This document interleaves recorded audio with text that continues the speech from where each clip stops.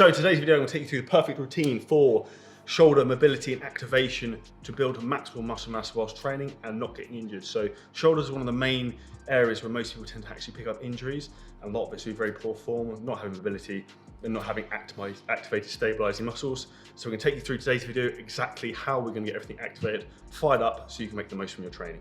So number one, we're going to do a rolling hip bridge. So you may ask, Charlie, why am I looking at my hips and my core when we're training our upper body, our chest or shoulders? Well, guess what? Our body is an entire system. So everything is interlinked and works together. So when we're doing a chest press, shoulder press, we need to have our rib cage stable.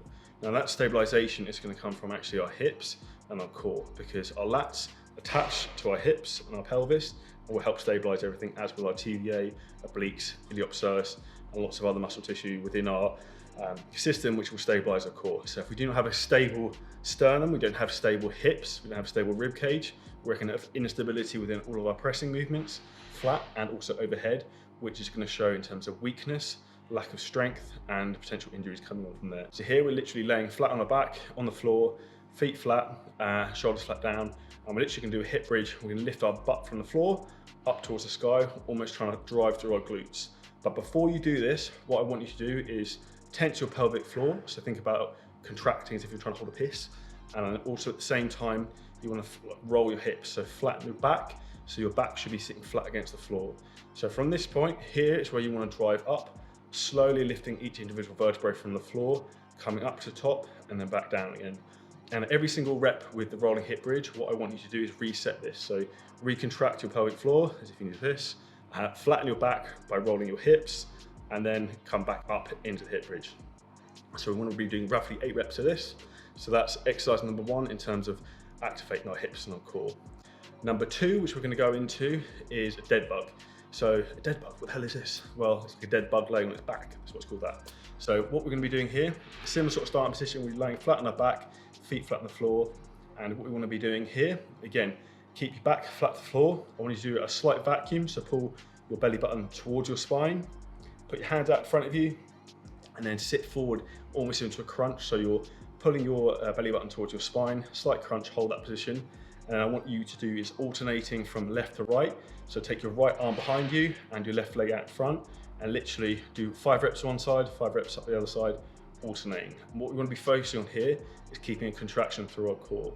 One other key teaching point with this is try and keep your chin towards your chest whilst doing this, and it'll help you keep the contraction through your core. So again, Charlie, you may well ask, why am I doing this?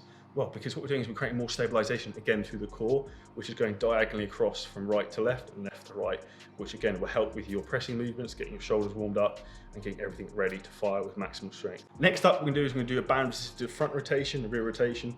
So this is getting our rotator cuff and muscles of our shoulders warmed up. So again, we're going to be doing 5 to 10 reps to the front, 5 to 10 reps to the back. And what I would suggest you do with this is you set the band attached to something that's slightly lower than the shoulder height. So from around the hip would be ideal, or maybe slightly higher, and literally just try and contract into the band and feel the muscles of the shoulder moving. So this is really important to get those stabilizing muscles fired, activated and warmed up pre-training. And you'll notice a big difference here if you've got a weakness one side to the other. So for me, for example, I'm slightly weaker on my left, so I find it more difficult to rotate backwards than I do on the right hand side. So pay attention to these small differences and it'll make a big difference with your training. Next up, what we're going to do is we're going to talk about the serratus band press. So here what we're going to do is we're going to get a normal resistance band and we're going to loop it just like that, so it's half the length. Now what you want to be doing for the serratus shoulder press is we're trying to create external rotations. We're trying to push our wrist away from us, so we're not collapsing in. So by doing this, we're activating our serratus muscles, which again stabilize the shoulder and also the rib cage. So by doing this, it's going to help to activate all the way through our serratus here and also through our shoulder and keep us all stable and firing that overhead pressing movement. Big key here, as you come up through the band press, is as you get to probably the band just comes above your eyes, you really want to be feeling about contracting your core and keeping that locked in and stable, and then come over. You want to keep this nice and constant, and again, really fight to keep the bands out, because what's going to happen as you come up, you're going to want to probably drop in and let your wrists drop in and let your elbows flare out. And we want to keep our elbows tucked in and driving our wrists out to keep within that position. Next up, we've got a front band press. So it's exactly the same principle, but instead of the overhead angle and plane of movement, we're now going to come out front. So Again, we're gonna loop the band over our hands and our wrists. We're gonna press straight out in front of us and then pull straight back. Again, keep your abs very, very tight and drive the band out. And again, I'm actively pushing out with my wrist here, and that's contracting through my serratus, through my scapula. And as we get to the far end of range of motion here, I'm actually protracting, which means I'm pushing my hands away and letting my shoulder blades move around my back to get a full range of motion and almost trying to drive back through. So that's really what we're looking for in terms of the front press. So lastly, the last killer movement to get our shoulders ready to rock and roll, we can do a kettlebell bottom under press. So you want to hold the handle of the kettlebell from the very bottom. Literally, again, we're trying to keep our elbows tucked in. And as we press overhead, try not to let your elbow flare out. Again, what's very important here is keep your abs locked in and stable, and don't let your lumbar go and let your rib cage flare up. Because you see what a lot of people here will do is they'll do thoracic extension. So they get to here, get to here, get to here, and when they get probably to elbows about eye level, they don't necessarily have the mobility yet. So they'll tend to arch into it with their back and then press overhead. But in reality, if we can keep our abs contracted, when we get to this point here, like even with no weight, I can still feel my shoulders and serratus are firing to get myself into that range of motion, rather than just overcompensating from my upper back and through my thoracic. So this is a killer exercise that you can actually progress in terms of weight. You want to keep it very, very controlled.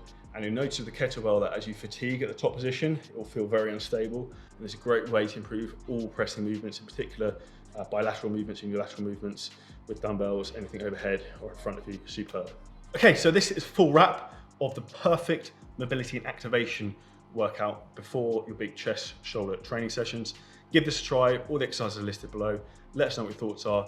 Drop us a comment. Please make sure you smash the subscribe button, hit the like, and if you want any help with your own one-to-one coaching and building your ultimate physique in 2021, hit the link below this video and you can book in a free 6-pack structure call with myself and the CJ coaching team to achieve your dream physique. And we'll see you in the next video.